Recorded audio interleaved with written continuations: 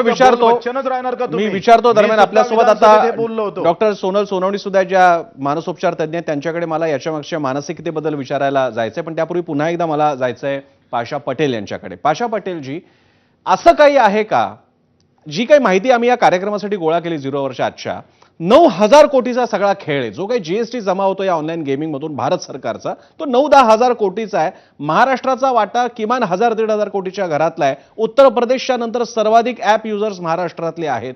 महाराष्ट्राला आपल्याला तर कल्पना आहे सध्या इन्कम मिळवण्याच्या बाबतीत अडचणी होत आहेत. कोकाटे काय म्हणाले ते शब्द मी वापरणार नाही, पण हे पण आपल्याला कल्पना आहे की दारूवरचे टॅक्स वाढवण्यात आलेले आहेत. आणि दुसरीकडे मायक्रो फायनान्स कंपन्या, 1,000-5,000साठी सुद्धा लगेच लोन देणाऱ्या कंपन्या, आणि गावोगावी हा जो सगळा सट्टेबाजार सुरू झालाय त्याच्या मागे डबघाईला आलेली शेती आणि उत्पन्नाचं साधन नसणं, वाढती बेरोजगारी.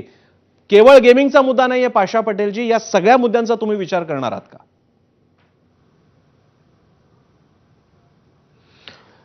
नाही बघा की गावात जर बसल्यानंतर गावातल्या परिस्थितीचा अंदाज येईल.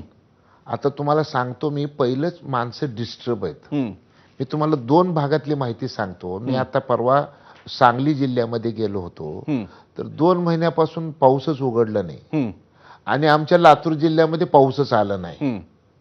म्हणजे तिकडं पाऊस पडून पीक गेलं आणि इकडं पाऊस न येता पिकं जाण्याचा धोका तयार झालेला आहे.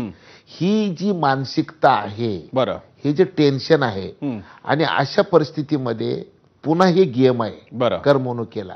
माणसाला कसं आहे की डोक्याला काहीतरी ताप असला की काहीतरी काही त्याला करमणुकीचं साधन लागतं, आणि मग या इथं त्यांना सापडलेलं आहे. आणि म्हणून मला एक अपेक्षा आहे ती अशी आहे की माननीय मुख्यमंत्री महोदयांनी ज्या पद्धतीनं पॉझिटिव्ह उत्तर दिलेलं आहे, मला वाटतं देवेंद्रजी फडणवीस साहेब जर ठरवले तर त्यांनी तर सभागृहामध्ये ज्या पद्धतीनं बोलायला पाहिजे होतं, याच्यापेक्षा कुणी जरी असेल तर एवढं चांगलं बोलू शकत नाही. आता ते नक्कीच दिल्लीमध्ये आमचंच सरकार आहे, नक्कीच दिल्लीच्या नेतृत्वाला ते सांगू शकतील किंवा हे बंद करणं गरजेचं आहे. आणि एक गोष्ट लक्षात घ्या की कुठल्या तरी सोर्स मधून माहिती मिळाल्याशिवाय काय चाललंय, एका माणसाला काही जगातल्या सगळ्या गोष्टी कळत नसतात. परंतु जर समजा एखादी गोष्ट एवढी मोठी झालेली आहे की लक्षात नाही आली, तर लक्षात कोण जर आणून दिलं आणि संवेदनशील माणूस असला की नक्की त्याच्यावर निर्णय करत असतो. मला असं वाटतं की देवेंद्रजींनी ज्या पद्धतीने हा विषय मांडलेला आहे त्या पद्धतीनं नक्कीच ते केंद्र सरकारमध्ये असणाऱ्या आमच्या सगळ्या शीर्ष नेतृत्वानं सांगतील आणि हा विषय बंद होईल असं मला वाटतं. मला बच्चू कडूंकडे जाण्यापूर्वी मी जातोय डॉक्टर सोनल सोनवणी यांच्या